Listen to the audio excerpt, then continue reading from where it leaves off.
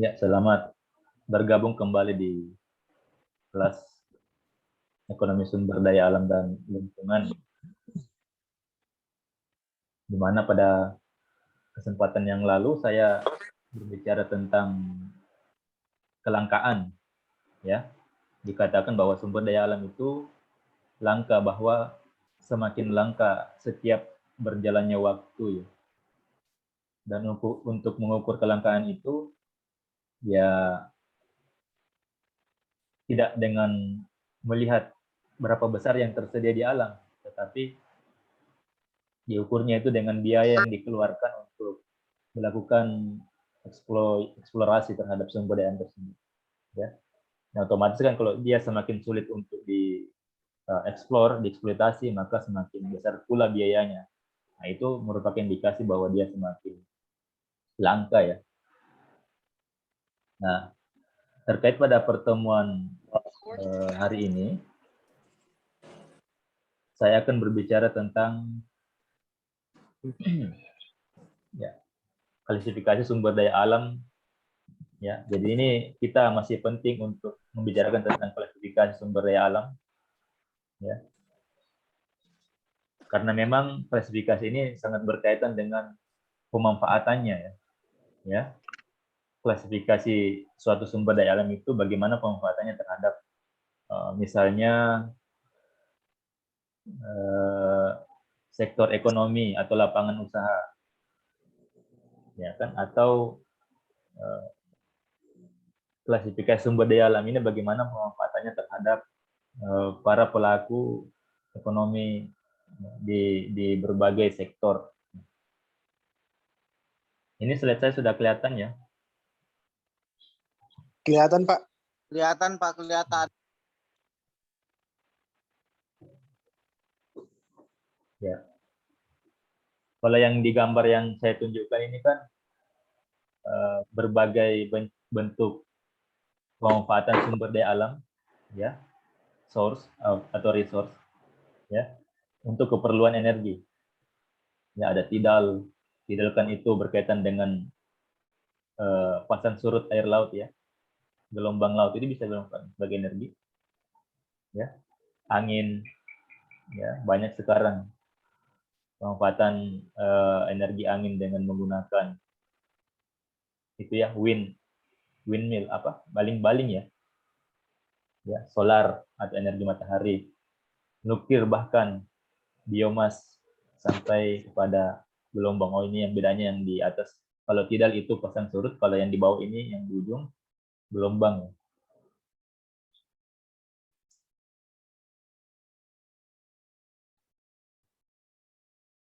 Oke. Untuk tujuan ekonomi sumber daya alam diklasifikasikan atas dasar exhaustibility, yang terdiri exhaustible dan inexhaustible. Ya. Jadi yang biasa kita kenalkan renewable dan non renewable. Ini ada juga yang exhaustibility dan inexhaustibility. Yang lain jangan jangan dikendalikan, cukup saya. Exhaustibility itu adalah sumber daya alam yang pemanfaatannya kemungkinan berhenti. Ya, jadi ini suatu saat akan berhenti.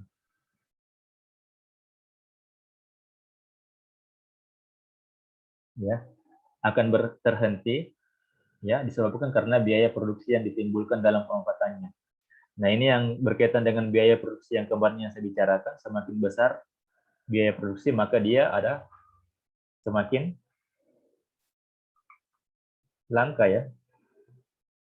Nah, itu salah satu bentuk exhaustibility ya, bahwa dia suatu saat akan terhenti disebabkan karena biaya produksinya itu ya dalam pemanfaatannya melebihi penerimaan yang diharapkan. Jadi semakin besar biayanya tidak sebanding dengan manfaat yang diperoleh. Ya. TC lebih besar daripada TR. Ya, ini. Yang seharusnya yang kita maukan ini sebaliknya. Yang benar itu kan adalah TR lebih besar daripada TC. Ya. Kalau yang terjadi ini ya ngapain juga Ya. Kalau kita berbicara biaya kan ya manfaat yang kalau dikalkulasikan itu ada berbagai macam manfaat ya bagi manusia, dia bagaimana menghasilkan barang dan jasa, mampu menjadi input untuk menghasilkan barang dan jasa, dan nilai barang dan jasa itu lebih besar daripada biaya-biaya ya, kerugian-kerugian ya, eksternalitas negatif itu semua gitu. Nah, yang kedua adalah inexhaustibility. Ya, yang pertama, yang kedua adalah sumber daya alam yang inexhaustibility adalah sumber daya yang pemanfaatannya berkelanjutan. Nah, ini baru yang kita kenal sebagai sustainable. Sama definisi inexhaustibility dan sustainable. Ya. Karena secara ekonomis layak waktu dan penggunaan dalam jumlah kecil per satuan waktu. Ya. Kenapa? Dia melakukan artinya ada upaya konservasi di pemanfaatan sumber daya alam tersebut. Dia melakukan aktivitas konservasi, ya artinya dia memperpanjang waktu pelaksanaan sumber daya alam tersebut. Oke. Selanjutnya, tujuan penggunaan berdasarkan karakter fisik sumber daya yang diperbaharui dan tidak bisa diperbarui. Ini sudah kita pahami semua, kita sudah berbicara pada pertemuan yang sebelum-sebelumnya, ya, yang dapat diperbaharui dan yang tidak dapat diperbaharui. Ini sudah kita pahami, ya, tinggal Anda baca nanti. Tujuan penggunaan yang didasarkan hubungan relatif sumber daya alam yaitu yang lain jangan dikendalikan ya, jangan ambil alih screen-nya. Tujuan penggunaan yang didasarkan hubungan relatif sumber daya alam yaitu sumber daya primer ya dan sekunder. Ya, primer itu dikatakan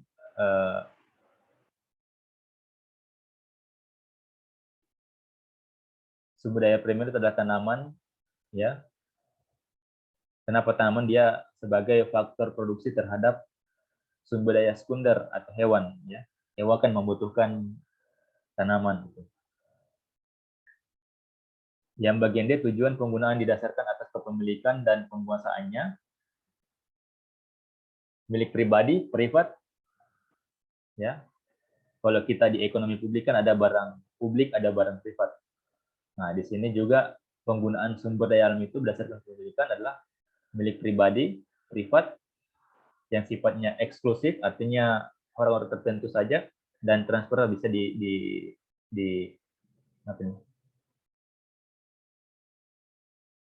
bisa dialih tangankan, ya. Yang tadi yang sifatnya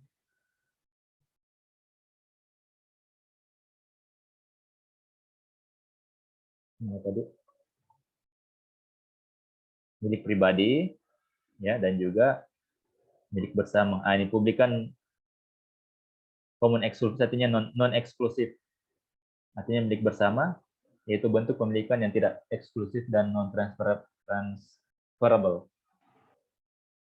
Kurang lebih sama dengan barang publik definisinya, yaitu non eksklusif dan non excludable. Tujuan penggunaan sumber daya alam atas potensinya yang meliputi berbagai jenis sumber daya alam untuk kepentingan sektor, ya. Sektor itu kan ada 17 sektor yang kita pelajari di ekonomi, yang kontribusi PDRB itu kan ada 17 sektor. Nah, itu. Misalnya saya disebutkan beberapa: tambang, produksi, distribusi, pemerintahan, rekreasi, dan seterusnya. Ya. Jadi tadi semua pembagian yang sumber daya alam supaya kita pahami bagaimana dia bisa bermanfaat di berbagai sektor atau lapangan usaha ekonomi. Nah, ini yang dimaksud dengan lapangan usaha yang 17 sektor itu ya. Jadi kalau Anda menghitung PDRB berdasarkan lapangan usaha, ini semua lapangan usaha yang menyusun proporsi PDRB. Pertanian, kehutanan, perikanan, ya, pertambangan, penggalian, industri pengolahan, pengadaan listrik gas, pengadaan air, pengolahan sampah limbah dan daur ulang, konstruksi, sedang besar, eceran, reparasi mobil sepeda motor, transportasi dan pergudangan, penjadian akumulasi dan seterusnya. Ya, ini semua pasti dia memerlukan input ya atau faktor produksi. Ya. Faktor produksi ya, yang tidak lain adalah kapital dan labor. Kapitalnya ini kan pasti sumber daya alam. Nah, ini semua apa? Produknya, ini semua produk di ya, produk di berbagai lapangan usaha ya, yang tidak lain merupakan output ya. Yang kita ketahui bersama ya, semua pasti membutuhkan faktor produksi ya, dan menghasilkan output di berbagai lapangan usaha. Ya, semua lapangan usaha itu dia membutuhkan input yang berasal dari sumber daya alam. Nah, di sini saya memperlihatkan beberapa sistem sumber daya alam ya. Ini sistem sumber daya alam yaitu tanah, air segar, energi bukan tambang, hutan, ikan, ya, laut, dan lingkungan. Nah, ini kan kalau kita menyusun matriks seperti ini, ya, bagaimana hubungan tanah dengan pertanian? Nah, dia berhubungan, ada tanda X di sini kan. Bagaimana hubungan tanah dengan pertanian non irigasi? Nah, dia juga berhubungan, ya. Baik pertanian irigasi, non irigasi dia membutuhkan tanah, tidak mungkin tidak. Ya. Kecuali misalnya ada pertanian yang tidak membutuhkan tanah, kan ada juga misalnya dia hanya membutuhkan air saja. Ya. Apalagi kerja hasil hutan, nah dia berhubungan. Ya. Kecuali kegiatan produksi dan distribusi dia tidak membutuhkan tanah, ya. Karena input langsungnya itu bukan tanah, ya. Itu maksudnya ya, dia kalau kita menghubungkan dengan matriks seperti ini, bagaimana hubungannya misalnya ikan dengan tambang, ya, ikan dengan tambang, bagaimana hubungannya? Apakah dia ada hubungan penggunaan sumber daya alam terhadap sektor ekonomi? Ya, kita tarik garis lurus di sini, tambang ke bawah. Nah, di sini kan tidak ada hubungannya ya. Ya, kenapa? Ikan itu bukan faktor produksi utama terhadap tambang. Ya. Kemudian bagaimana lingkungan? Lingkungan misalnya dengan produksi dan distribusi. Ya, kita tarik aja garis ke bawah, ke sana. Hubungannya, oh dia X. Artinya ada hubungannya. Jadi maksudnya di sini apa? Lingkungan itu yang dimaksud adalah kondisi lingkungan sekitar. Ya. Kalau lingkungannya misalnya baik, ya, ada suatu kondisi ekosistem yang baik, ya, tidak terjadi apa? Misalnya longsor kan itu artinya lingkungan tidak baik. Ya, ada banjir, lingkungan tidak baik. Ini asumsinya maksudnya lingkungan yang mendukung ya. Artinya kalau lingkungannya baik, aktivitas produksi dan distribusi juga baik, ada hubungannya. Ya. Jadi ini yang di bawah ini, yang kuadran yang ini adalah sumber daya alamnya, ya, disebutkan saja beberapa. Ada di sini 1, 2, 3, 4, 5, 6, 7, 8, 9.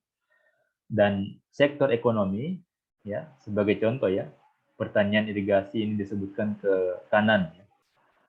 Kerja hasil hutan, tambang. Ya, bagaimana hubungannya satu sama lain. Jadi ada banyak yang berhubungan di situ, ya. Ada juga beberapa yang tidak. Nah, yang sebelumnya yang kita maksud di sini, ya, yang ke kanan ini, ya, yang pada row atau baris ini kan kolom, ya. Sumber daya yang di kolom, dan yang di row-nya ini atau barisnya adalah sektor. Yang sekarang ini kan ada 17 sektor, ya. Ada A, B, C, ini kan subsektornya, N ini global karena dia subsektornya. Ada 17 sektor, ya. Nanti itu yang kita gunakan di sini. Ya. Jadi ini tetap, ya. Nanti kan kita bisa ganti-ganti aja. Ya, di sini kan sektor pertama, apa sektor pertama? Apa tadi sektor pertama? Sektor kedua apa? Sektor ketiga apa? Kerja hasil hutan. Nah, ini sektor pertama adalah pertanian, perikanan, dan kehutanan. Kedua apa? Pertambangan dan galian. Yang ketiga apa? Industri pengolahan. Itu ya. Jadi nanti kalian ganti di sini, ya. Pertanian, kehutanan, dan perikanan, ya. Yang kedua apa? Pertambangan dan galian. Yang ketiga apa? Industri pengolahan. Dan seterusnya, ada 17. Ini cuma 3 yang saya sebutkan, ya. Nah, nanti kalian buat seperti ini, bagaimana hubungan antara sistem sumber daya alam tersebut, ya, dengan sektor-sektor atau lapangan usaha.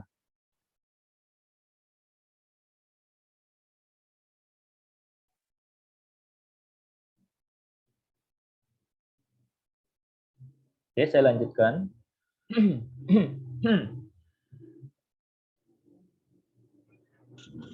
Nah, ini masih lanjutan daripada yang tadi karena kan banyak. Ya.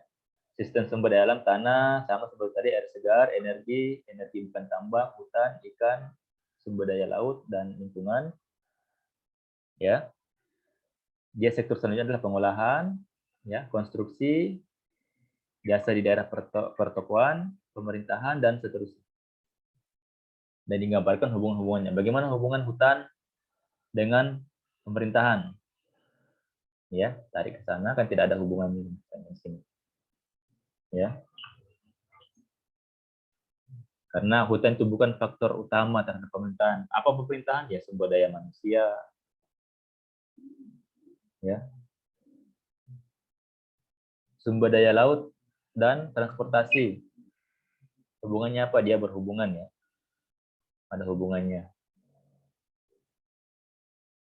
Artinya laut itu, ya, artinya laut itu merupakan jalur transportasi yang bisa menghubungkan antara satu wilayah dengan wilayah lainnya dalam aspek geografis kepulauan, ya. Lingkungan terhadap transportasi, ya, dia juga sangat menentukan, ya, sangat berkait antara lingkungan dengan transportasi. Jadi itu hubungan antara bagaimana kondisi sumber daya alam, ya, sangat erat kaitannya dengan, ya, sektor-sektor ekonomi yang kita gambarkan dengan menggunakan matriks. Nah, ini kan kita bisa membicarakan atau mendiskusikan banyak di sini. Oke. Jadi paham yang tadi yang Anda mau kerjakan, ya, sudah dipahami, ya. Jadi kalian ganti ini saja yang jadi 17 sektor ekonomi. Ada pertanyaan?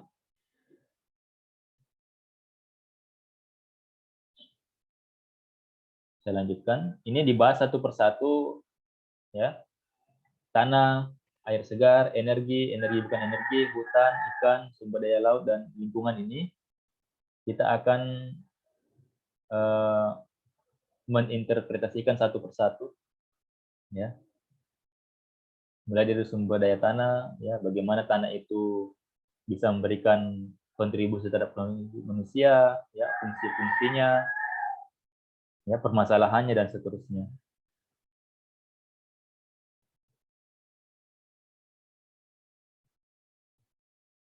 Ya, kita mulai dari sumber daya tanah. Ya, kita tahu tanah itu adalah sumber daya yang sangat penting untuk kelangsungan hidup manusia. Ya. Sektor-sektor primer pertanian itu dia berinteraksi langsung dengan tanah.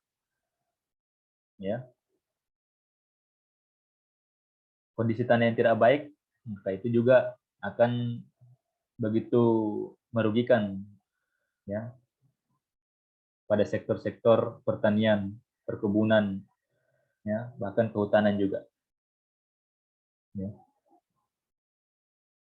Jadi berdasarkan kondisi tersebut, tanah mempunyai fungsi jamak. Yang pertama sebagai faktor produksi untuk menghasilkan bahan mentah dan energi, ya, bahan mentah, ya, hasil pertanian semua, perkebunan, ya, perikanan, ya, kondisi tanah yang baik akan menghasilkan perikanan yang baik, tambak yang baik misalnya, ya, udang, ya. Kemudian energi, ya, energinya energi manusia bisa, ya, bioenergi juga bisa, ya. Contohnya kan ada sekarang kan tuh apa, biodiesel, ya, minyak yang dihasilkan dari minyak jarak misalnya, itu kan salah satu contoh. Yang kedua sebagai barang konsumsi terhadap tanah dan dapat mempunyai hak pemilikan, ya. Barang konsumsi terhadap tanah mempunyai hak pemilikan eksklusif. Ini kan eksklusif artinya tanah yang bersertifikat hak milik atau SHM yang bisa dialih tangankan. Itu tanah bisa dialih tangankan. Mau beli tanah saya itu teralihkan, ya. Oke. Berapa permasalahan berkaitan dengan tanah? Ini permasalahan-permasalahan yang ditimbulkan, ya. Misalnya tata guna, ya sekarang ini sudah banyak sekali lahan yang beralih, ya. Lahan pertanian beralih fungsi menjadi bangunan, bukan sekarang sudah, artinya ada pengurangan produktivitas pertanian di masa yang akan datang. Masalah perpajakan, masalah kelestarian sumber daya tanah.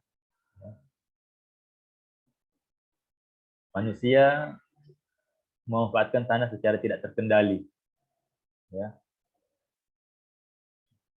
Semakin banyaknya petani gurem, meningkatnya jumlah penduduk yang dihadapkan pada ketersediaan tanah, berdampak sosial, ekonomi, bahkan politik, ya. Masalah kepemilikan dan penguasaan tanah, land ownership, ya. Pemilikan dan penguasaan lahan merupakan interaksi antara manusia dengan lahan yang dimiliki atau yang dikuasai.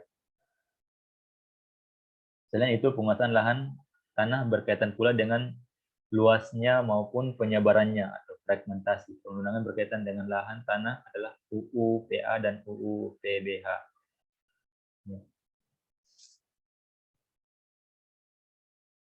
Ini banyak sekali permasalahan tanah kalau kita sudah berada di lapangan.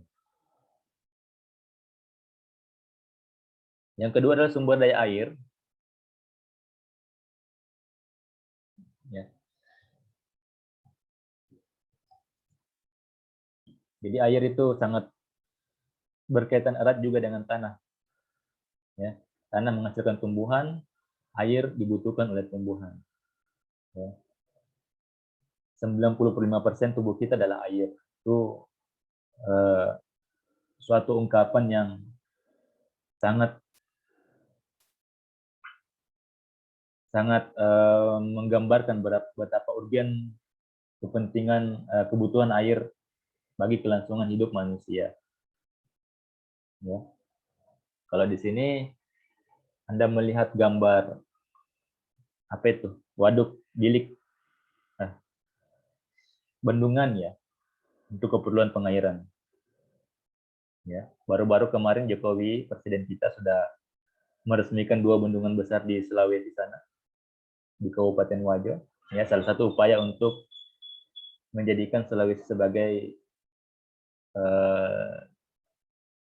sumber hasil pertanian, ya, mendukung swasembada pangan di Sulawesi, khususnya beras. Ya. Jadi pemanfaatan sumber daya air berkaitan dengan perubahan jumlah dan dinamika penduduk. Ya. Di samping dinamika penduduk, ya juga iklim ya, sangat berkaitan dengan iklim.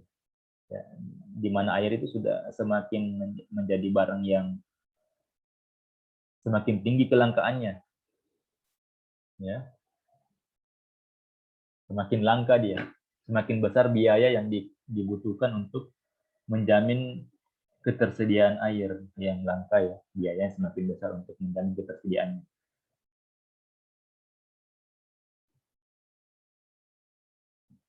Apa yang menyebabkan meningkatnya permintaan air?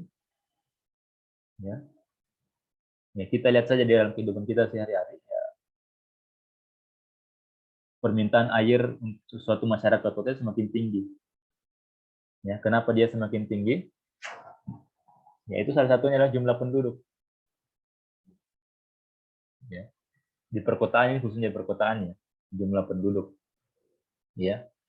Sumber air di kota itu tidak mampu memenuhi kebutuhan semua penduduk yang ada di kota. Ya, otomatis dijadikan sumber air di wilayah pelosok, kemudian didistribusikan ke kota. Yang kedua, meningkatnya urbanisasi, sama ya, masyarakat pindah dari daerah yang rural area ke daerah urban area, dari desa ke kota, bahasa sederhananya. Terjadi pertumbuhan yang pesat dalam produksi barang dan jasa. Produksi barang dan jasa dia pasti membutuhkan air, ya. Artinya airnya itu misalnya digunakan oleh staf, karyawan, atau bahan baku dan seterusnya yang berhubungan dengan air. Nah, intinya di sini air itu sangat berperan dalam kehidupan dan kelangsungan hidup manusia. Ya. Ya, tidak bisa dipungkiri bahwa air itu adalah sumber kehidupan. Masalah apa yang berkaitan dengan air? Ya, banyak sekali pencemaran. Nomor 1, ya. Jadi kalau di kota ada sungai, yaitu airnya sudah tidak layak, ya, karena pencemaran rumah tangga, pencemaran pabrik dan seterusnya.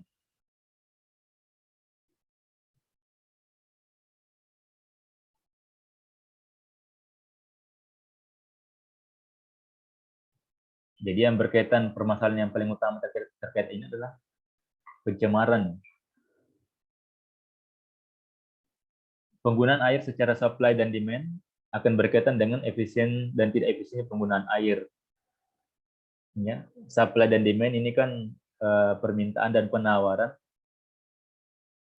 seberapa besar permintaan masyarakat yang harus dipenuhi. Gitu kan? Kalau misalnya pemerintah tidak mampu penuhi, maka akan disuplai oleh industri air. Ya, industri air maksudnya dia mendistribusikan air itu, ada upaya atau kegiatan produksi dengan mendistribusikan air dari satu tempat ke tempat lain. Dikaji dari tidak efisiennya penggunaannya disebabkan berfaktor, yaitu faktor ekonomi, ya, beban menggunakan air, ya, faktor fisik berkaitan dengan penggunaan pengairan yang tidak terata dan terkelola, banyak timbul kebocoran yang terkait dengan distribusi air. Faktor sosial atau institusional, pengaturan air yang tidak adil antara petani orang kaya dan petani kecil. Terkait masalah irigasi ya. Oke.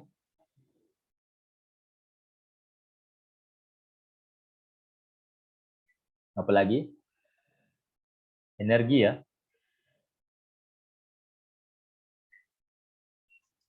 Nah, ini energi adalah sesuatu juga yang semakin langka jikalau kita masih memanfaatkan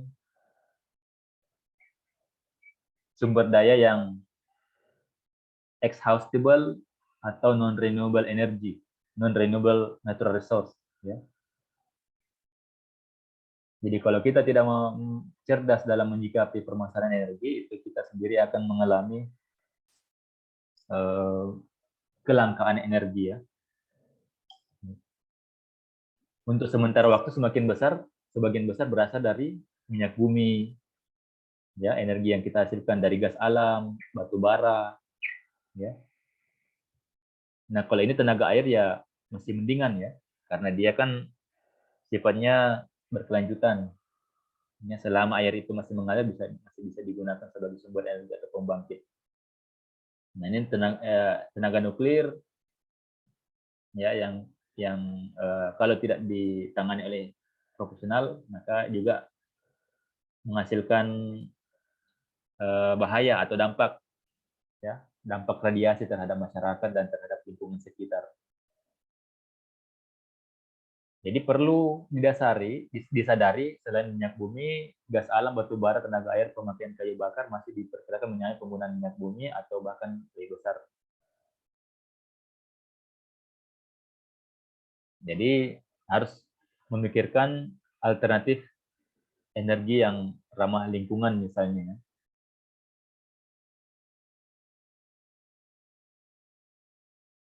Jadi persoalannya ya, konsumsi energi dalam negeri semakin meningkat 15 tahun terakhir. Ya. Semakin meningkat dia, ya. Ya mungkin kalau beberapa tahun terakhir, 2 tahun terakhir mungkin agak menurun. Kenapa menurun? Mobilitas masyarakat yang semakin menurun ya karena pandemi misalnya ya. Itu bisa saja. Ya, jadi dia menurunkan konsumsi bahan bakar minyak contohnya ya. Tapi kalau kita mengukur dari 15 tahun terakhir, ya, ini dia terjadi peningkatan penggunaan energi,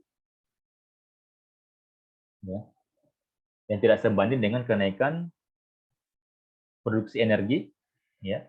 Sebagaimana kita ketahui, sumber energi itu merupakan barang-barang yang tidak dapat diperbaharui, non-renewable dan exhaustible energy.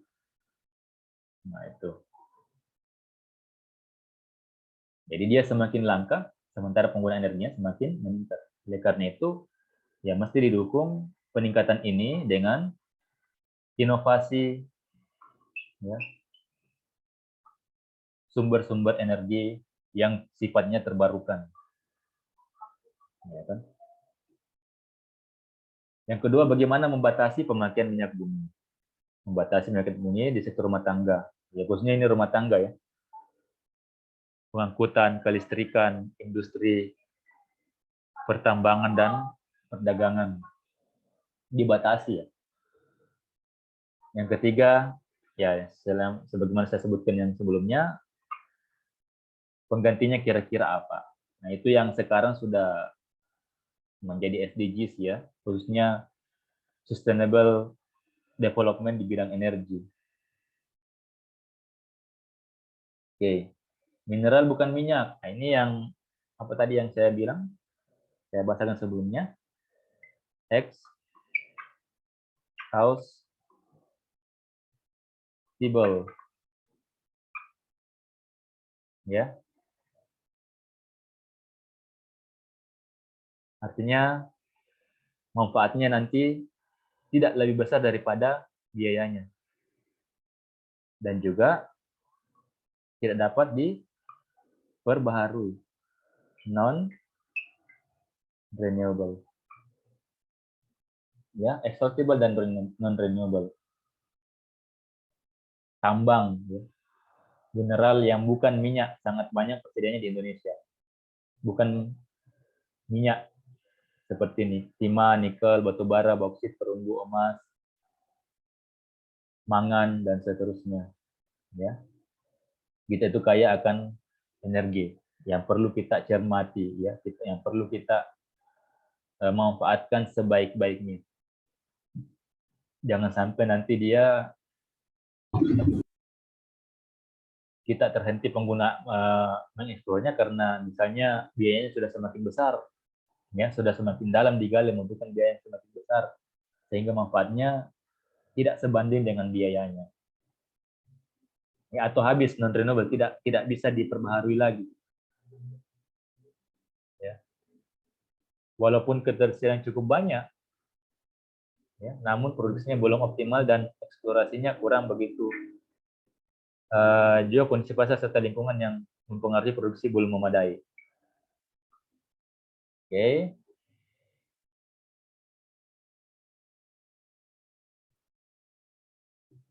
Permasalahan terkait mineral bukan minyak. Tingkat produksinya untuk mineral tertentu naik dengan cepat, namun tidak diimbangi dengan ekspornya. Ya, industri yang memanfaatkan mineral tersebut belum begitu banyak. Ada suatu mineral, ya, tambang yang tidak dibarengi dengan ekspor barang tersebut, ya, karena permintaan pasar masih rendah, kemudian dia dieksplor secara besar-besaran. Ya. Yang kedua, mineral bukan minyak tertentu perkembangan produksinya lambat. Ada yang lambat, ya, bahkan masih harus diimpor, ya, karena ya keterbatasan ilmu pengetahuan dan teknologi dan seterusnya, sehingga kita import dari luar. Ya, ekspor mineral bukan minyak masih kecil, ya, menyumbang devisa pajak perusahaan atau pengembang,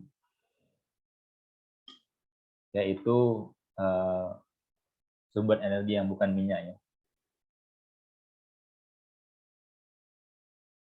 Dari gambaran tersebut, implikasi yang perlu dilakukan antara lain survei, ya, ini membutuhkan biaya memang. Perlu adanya sistem memonitor perkembangan fluktuasi harga, ya, berkaitan dengan harga energi tersebut tadi. Perlu rehabilitasi fasilitas penambangan, ya, perlu adanya pengembangan teknologi pertambangan, kita masih rendah. Dukungan dari peraturan-peraturan yang melindungi kegiatan eksplorasi, ya, jangan sampai mudah untuk investor asing tapi sulit untuk investor domestik. Contohnya seperti itu. Kerjasama pertambangan, ya. Jadi survei, sistem untuk mengontrol, rehabilitasi fasilitas penambangan, ya, teknologi ini yang penting juga, peraturan dari pemerintah, ya. Kemudian yang terakhir adalah kerjasama.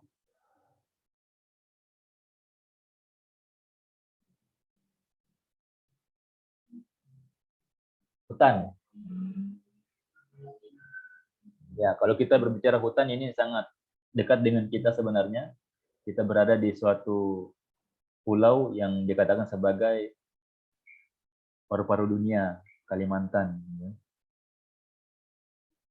Dia menghasilkan, sebenarnya kalau saya bukan kayu yang dihasilkan yang paling utamanya, tapi sumber oksigen pernapasan kita. Ya, berapa harga oksigen misalnya di era pandemi sekarang ini, ya,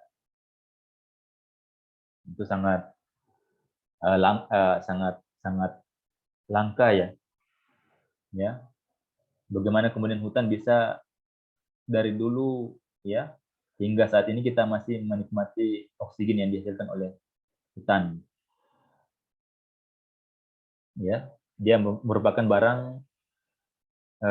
barang bebas, ya, free good, dimanfaatkan oleh setiap orang. Maksudnya jangan menganggap bahwa kayunya, ya, tapi manfaat yang dia menghasilkan oksigen yang kemudian kita gunakan untuk bernapas.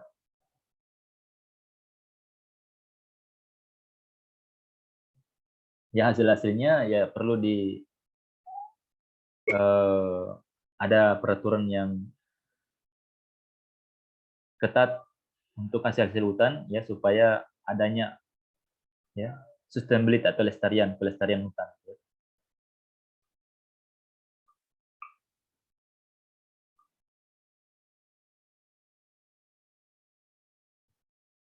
Oke.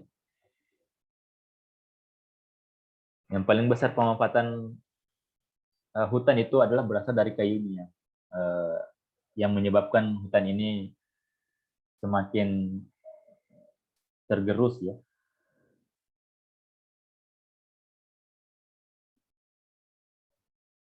Jadi dia bukan lagi dipandang sebagai sumber daya yang tidak bisa habis, ya. Bahkan suatu saat dia akan habis ya.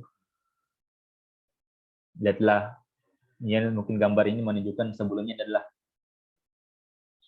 pohon-pohon ya yang rindang menghasilkan hijau, menghasilkan oksigen, tapi yang sekarang ini kan tidak bisa menghasilkan oksigen. Bahkan dia akan menghasilkan karbon ya kalau kondisinya seperti ini.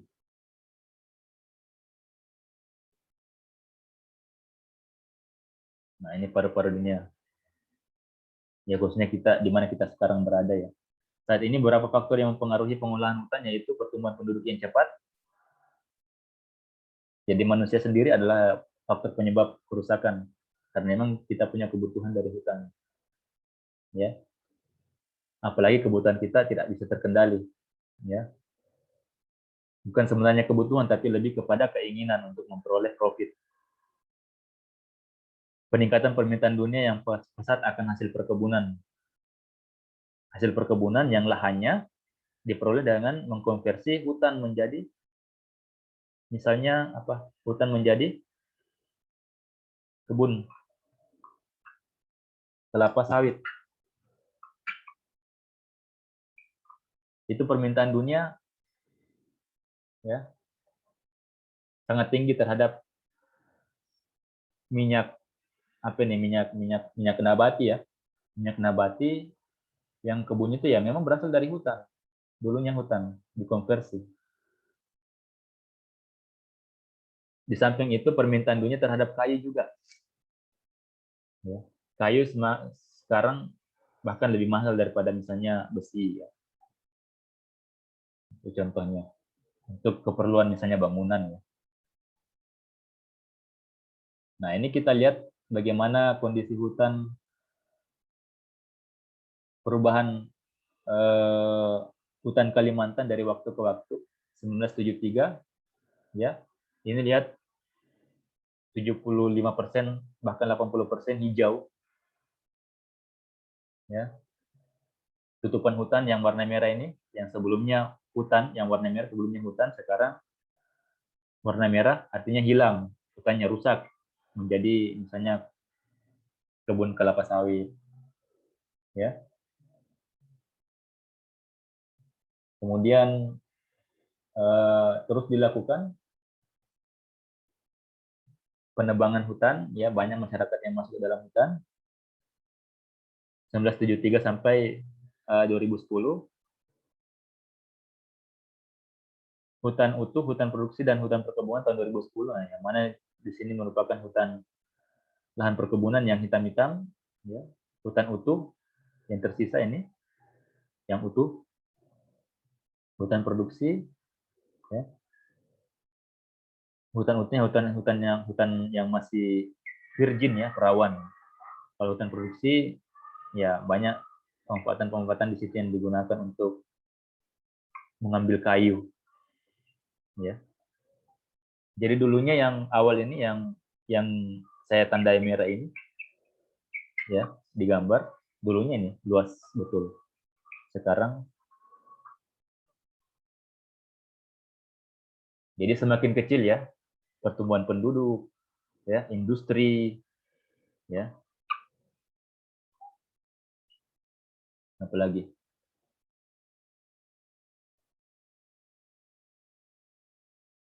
pengusaha, ya, dengan hak penguasaan hutan HPH, dan sesuatu banyak betul yang menyebabkan adanya degradasi di hutan ya. Perikanan. Perikanan mempunyai peran penting di Indonesia karena merupakan sektor penyedia protein murah. Ya. Protein utama yang paling besar itu adalah ikan.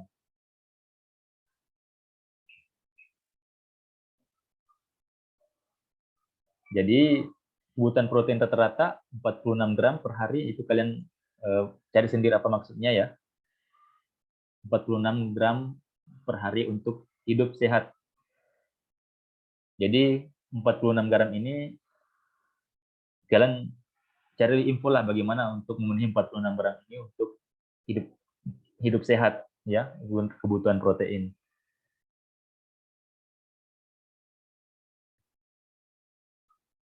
Begitu pentingnya juga ikan ya, Anda harus suka ikan, Anda tidak suka ikan. Oke.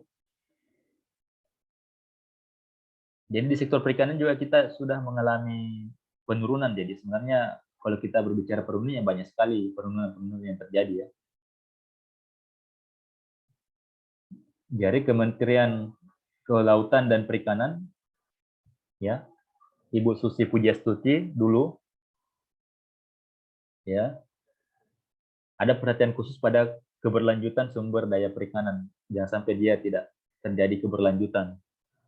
Ya, kalau di sekitar kita sekarang kan mencerminkan aktivitas yang tidak mencerminkan keberlanjutan, penggunaan troll dan seterusnya, itu kan semua tidak mencerminkan keberlanjutan.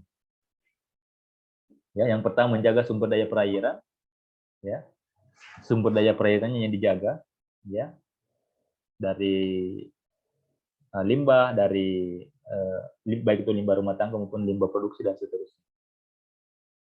Rehabilitasi wilayah pesisir. Nah, kita lihat wilayah pesisir dulunya mangrove, sekarang sudah menjadi tempat-tempat tinggal pemukiman warga. Pengelolaan kawasan konservasi. Konservasi misalnya ada daerah-daerah yang dia jadikan sebagai tempat regenerasi ikan-ikan. Ya, itu semua dilakukan. Tiga hal umpamanya: menjaga sumber daya perairan, ya. Kalau misalnya ada nelayan asing, nah itu yang dijaga dari nelayan asing, misalnya itu perairan Indonesia. Rehabilitasi wilayah pesisir, ya, pesisir sangat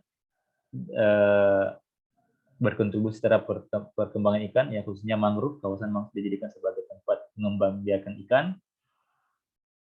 ya. Yang terakhir adalah pengelolaan kawasan konservasi. Tujuannya apa? Meningkatkan produksi perikanan otomatis. Ya, kalau sekarang kan nelayan, tanya-tanya nelayan, pasti sekarang sudah semakin jauh turun ke laut untuk memperoleh sumber-sumber perikanan baru. Ya, karena kenapa ya? Tidak mencerminkan aktivitas konservasi. Penggunaan sistem tangkapan ikan kita sekarang yang masih menggunakan trawl itu jaringnya kecil-kecil. Ya, sehingga ikan yang kecil pun juga tertangkap. Meningkatkan taraf hidup. Ya, pastilah kesejahteraan ya. Kesempatan kerja. Ya.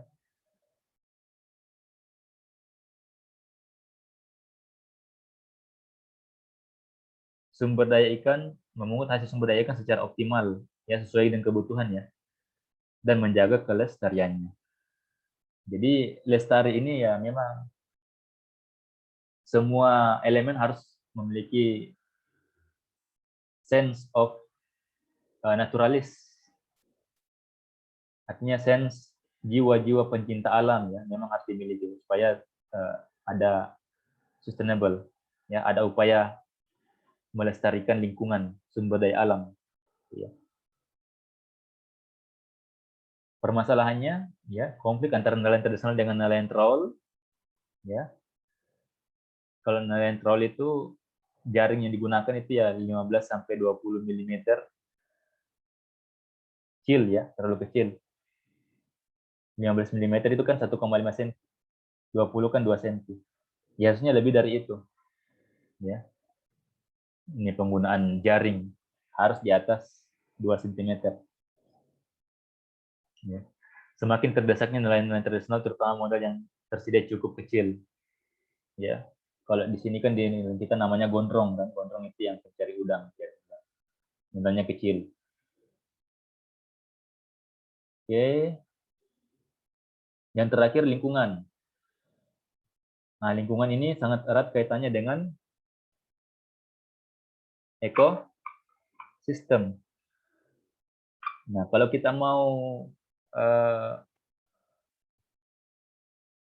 mengetahui kondisi lingkungan baik, ya harus dia kondisi ekosistemnya juga baik. Ya. Apa itu maksudnya ekosistem? Keterkaitan antara semua habitat yang ada di alam. Ya.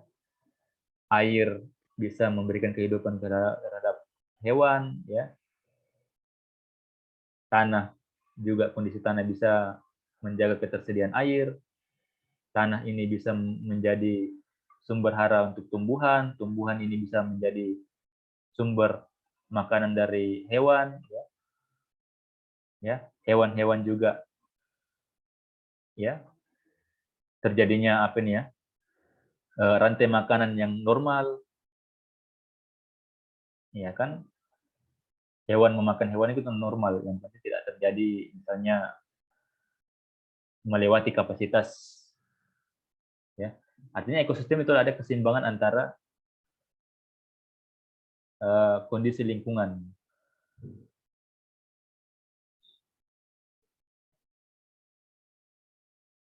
Oke, silakan nanti dibaca. Ya, lingkungan dapat dipandang sebagai faktor produksi, ya.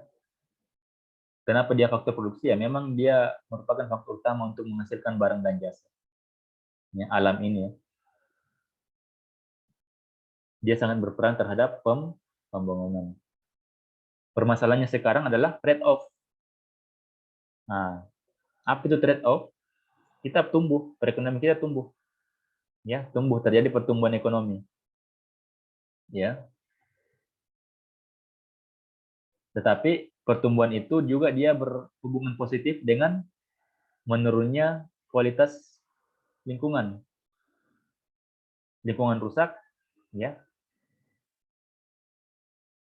Dengan rusaknya lingkungan terjadi pertumbuhan. Kita dapat pertumbuhannya, kemudian pertumbuhan itu kemudian digunakan untuk merusak lingkungan. Ya, itulah trade-off. Ya. Jadi upaya yang perlu dilakukan, misalnya salah satu contoh ya yang sangat berkaitan dengan keberlanjutan, ya, reuse. Ini cuma untuk meminimalisir reuse, recycle, ya. Apalagi satu, Reduce. reuse. Menggunakan kembali, ya. Mengolah kembali, ya. Yang paling penting kalau saya ini reduce, kurangi. Kenapa dikurangi? Kita yang terlalu tinggi dalam pemanfaatannya, terlalu berlebihan.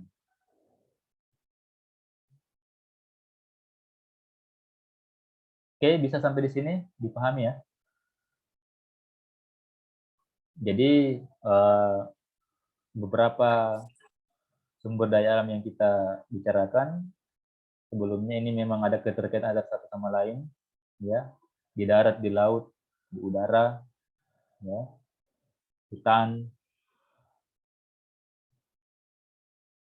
tambang, dan seterusnya.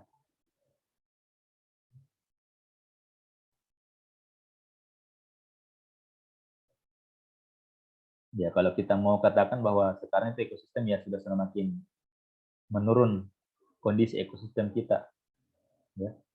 Karena rusaknya salah satu ekosistem dia mengganggu kondisi ekosistem yang lainnya, ya. Kalau terjadi suatu perubahan dalam satu sisi, dia mempengaruhi sisi yang lainnya, terjadi ketidakseimbangan. Oke, yang tadi berkaitan dengan keterkaitan antara sumber daya alam dengan sektor ekonomi, silakan kalian lanjutkan ya nanti di rumah. Nah, itu untuk memahami bagaimana kalian memahami bahwa ada memang keterkaitan antara sumber-sumber daya alam, ya, ini sistem sumber daya alam, tanah, air segar, energi, terhadap bagaimana keterkaitan dengan terhadap sektor ekonomi yang 17 sektor tadi ya. Ada pertanyaannya sambil di sini, silakan.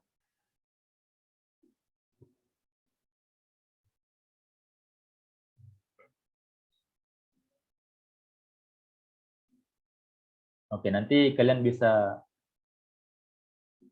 buka kembali materinya, penjelasan saya di YouTube ya. Silakan pelajari lebih lanjut.